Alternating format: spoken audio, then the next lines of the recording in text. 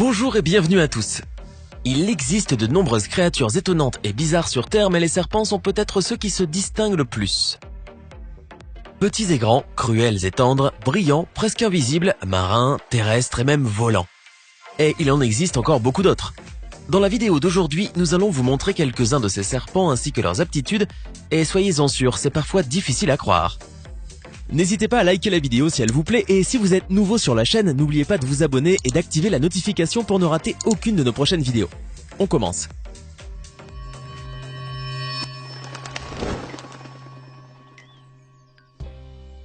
Seriez-vous capable de manger des œufs au petit déjeuner, au déjeuner et au dîner? Le serpent mangeur d'œufs, oui, et il adore ça. Ce serpent vit dans les régions équatoriales et méridionales de l'Afrique, du Sénégal et du Soudan au nord jusqu'à l'Afrique du Sud au sud. Ces reptiles vivent dans les semi-déserts, les savanes et les hauts pâturages et se sentent à l'aise aussi bien sur le sol que dans les arbres. En cas de danger, ils essaient de se cacher dans les trous profonds, sous les racines ou dans les troncs d'arbres.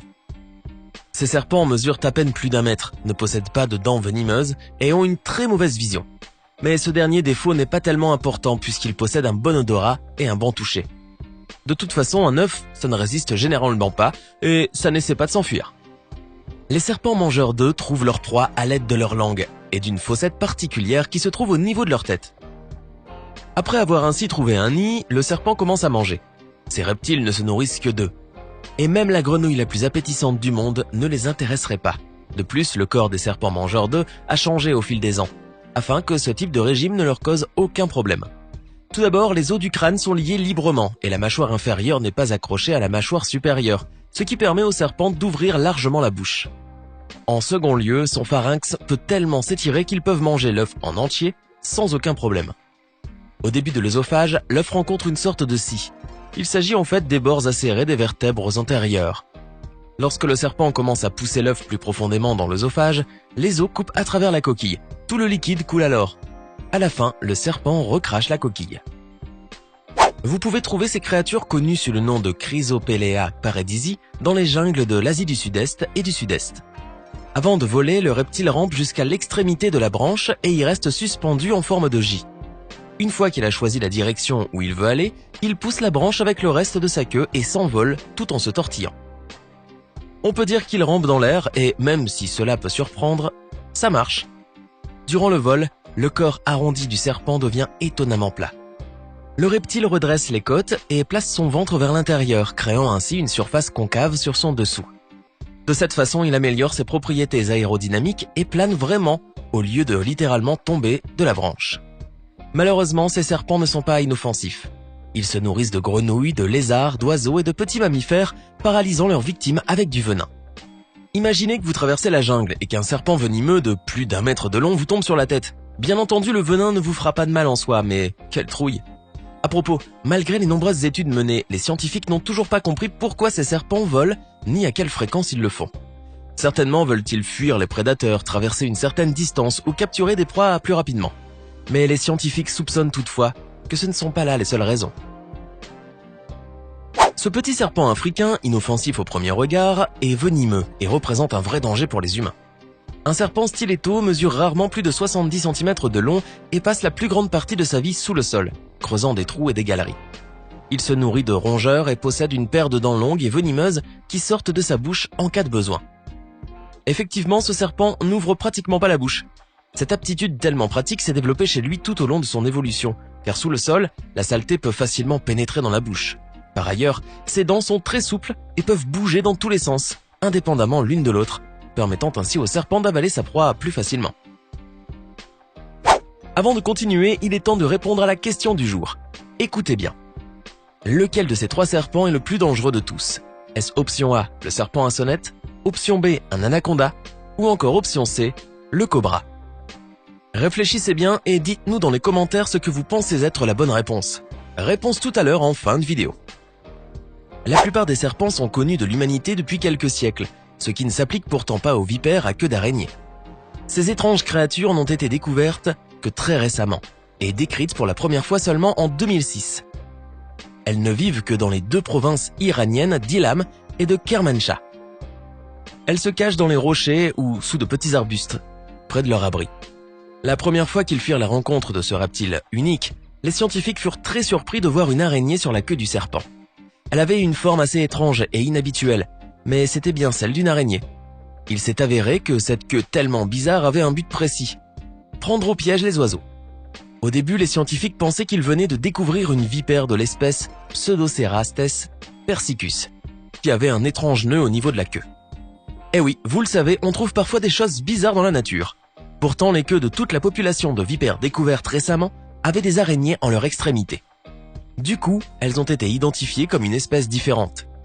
Les chercheurs observèrent comment des oiseaux, sans rien soupçonner, tombaient dans le piège et finissaient dans la bouche du prédateur. On peut dire que la vipère à queue d'araignée utilise le bulbe de sa queue de la même manière que la lotte utilise la lumière pour attirer les poissons. En plus de la forme unique de leur queue, ces serpents possèdent une paire de protubérances lisses au-dessus des yeux qui ressemblent à de petites cornes courbées vers l'arrière et qui sont recouvertes de 2 ou 3 petites écailles. Ces cornes font ressembler ces vipères à un mini-dragon sans pattes. Lorsqu'il s'agit de survivre, tous les moyens sont bons et de nombreuses espèces recourent à la ruse pour se protéger des prédateurs. Parmi elles figure la couleuvre à nez plat qui vient d'Amérique du Nord et qu'il est courant de voir au Canada ainsi que dans l'Est et le centre des États-Unis. Ce serpent adore les endroits secs et son aspect est assez étrange, voire même plutôt amusant. On dirait que sa tête est écrasée comme dans les dessins animés. Le venin de ce reptile ne représente pas une menace pour la vie humaine ou celle des grands êtres vivants. Ainsi, pour se défendre, il a appris à jouer la comédie. En cas de danger, le serpent ouvre sa capuche et attaque l'ennemi, et s'il ne l'effraie pas, alors il fait semblant d'être mort. Pour cela, ce reptile intelligent se met sur le dos, se détend, cesse de bouger et montre sa langue. Un Oscar pour cette couleuvre. Elle reste ainsi quelques minutes puis, levant légèrement la tête, regarde autour d'elle. Si l'ennemi n'est pas encore parti, elle continue son show. Par contre, s'il n'y a plus de danger, elle s'en va, tout simplement. Et n'allez pas croire que vous pourrez prendre ce serpent sur le fait. Si vous soulevez du sol cet acteur à écailles, il ne montrera aucun signe de vie, pas un seul. Ce sera comme si vous attrapiez un tuyau. Et si vous tentez de retourner le serpent présumé mort pour le remettre sur le ventre, il se retournera aussitôt et s'endormira à nouveau. Rien d'anormal.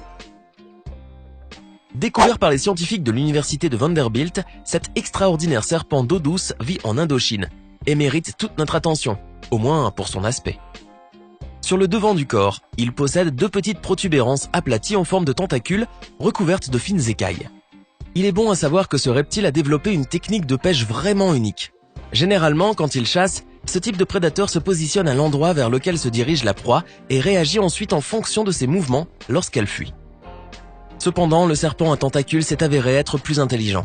Durant la chasse, c'est à peine s'il bouge, et pendant ce temps, les poissons nagent pratiquement dans sa bouche.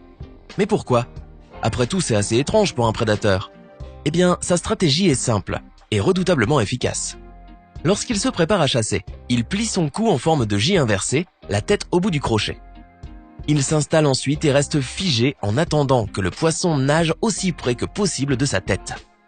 En une fraction de seconde, il arrive quelque chose de tellement rapide que l'œil humain est incapable de suivre. Heureusement, en regardant au ralenti, vous pouvez comprendre ce qui s'est passé. Boum! Le poisson se retrouve instantanément entre les dents du reptile, ce qui est vraiment surprenant quand on sait que les réflexes des poissons sont considérablement plus importants que ceux des serpents. Pourtant, c'est précisément de cela que le prédateur sous-marin profite. Lorsque le poisson se trouve à côté de la tête du serpent, ce dernier fait un mouvement brusque, non pas avec la tête, mais avec le corps. Ce geste provoque des vibrations qui se propagent et qui sont alors perçues par la victime, déclenchant chez elle une réaction. Étant donné que le poisson pense que le danger provient d'un côté, il nage précisément dans la direction opposée et tombe directement dans la bouche du chasseur rusé. Dans une telle situation, la victime ne peut plus revenir en arrière et tout ce qu'il reste à faire au serpent, c'est de fermer ses mâchoires à temps. Alors, lequel de ces serpents vous impressionne le plus ? Lequel n'avez-vous certainement pas envie de croiser ? Donnez-nous votre sentiment dans les commentaires. Sinon, c'est le cobra, et particulièrement le cobra indien ou cobra à lunettes, qui se trouve surtout en Asie du Sud. Puisqu'il sort surtout la nuit et au crépuscule, mais aussi parce qu'il dispose d'un venin très efficace et d'une vitesse remarquable, il est l'un des serpents les plus dangereux du monde, et c'est donc la bonne réponse. J'espère que vous avez été nombreux à trouver. Sinon, si la vidéo vous a plu, n'oubliez pas de mettre un pouce bleu, de vous abonner et de la partager avec vos amis. À demain même heure, même chaîne, pour une nouvelle vidéo.